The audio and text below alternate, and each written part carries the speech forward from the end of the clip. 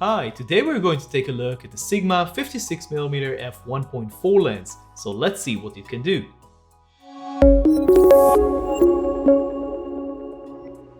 Today we are proud to release our own review of the Sigma 56mm f1.4 lens, which we received about a month ago. We are one of the first websites in the world to get this lens, and we are also one of the first to handle it in Photokina in September. This is the newest member of Sigma's DN line, and it comes in either E-mount, APS-C or Micro Four Thirds mount. This is also our fourth DN lens review, and we were pretty impressed by the rest of the line, especially the 16mm f1.4 lens, which we tested here earlier this year, which performed exceptionally well. As always, we will start with build and design. The build quality of the Sigma 56mm is very good and has a similar feel to the 16mm f1.4 with a large part made from metal. Like the 16mm, the design is super simple, it has no switches and only a single ring. The lens is super compact, significantly smaller than the Sigma 16mm f1.4, which isn't huge at all on its own.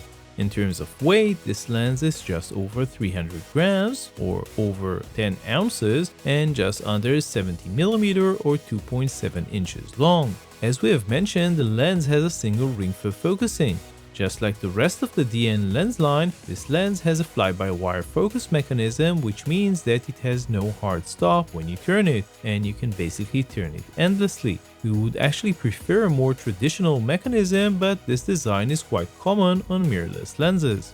The lens comes with a small short plastic hood, which we highly recommend that you use due to flaring, which is more common possibly due to the rather large front element. The lens has 9 rounded aperture blades and rather large front element as we have mentioned, but the filter thread itself isn't too big at 55mm.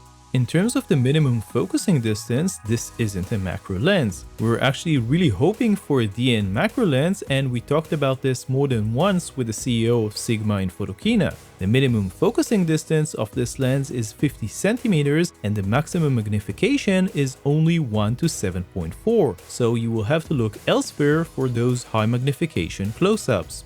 Moving on to performance, in terms of autofocus, on our A6500 the lens demonstrated a fairly fast autofocus speed in stills mode with good lighting conditions.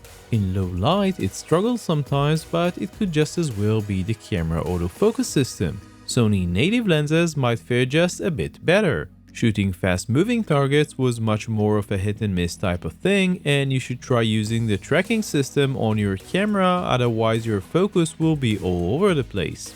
As for sharpness, this is hands down one of the sharpest APS-C E-mount lenses that we have ever tested, and it might be even sharper than Sigma's own 16mm f1.4 lens, which is a fantastic performer all on its own. As you can see from our test shots, this lens is phenomenally sharp even wide open all across the frame, and you gain only a little bit of contrast closing down somewhat.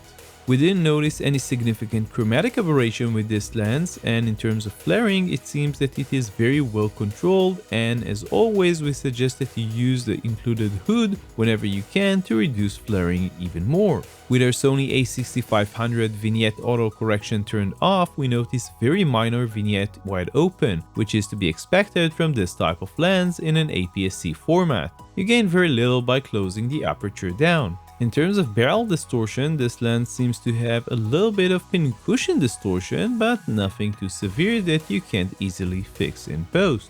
In terms of bokeh, you can judge for yourself. This is definitely a great portrait lens in our opinion, with fantastic separation from the background. So let's wrap things up.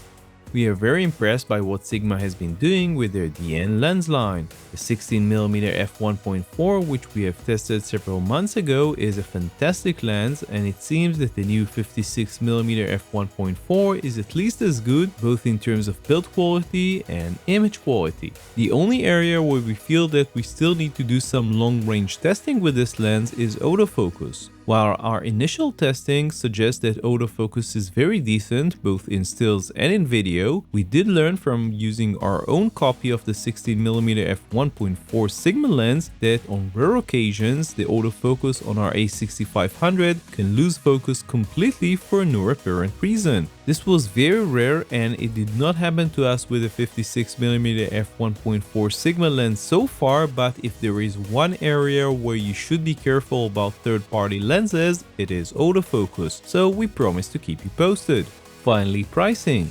This is currently the most expensive DN lens by Sigma, selling for $480, just a little bit over the 16mm f1.4 price. In our view, this is still a very good bargain for what you're getting, and if you need a fast portrait lens for your Sony E-mount APS-C camera, the new Sigma 56mm f1.4 lens should be very high up your list.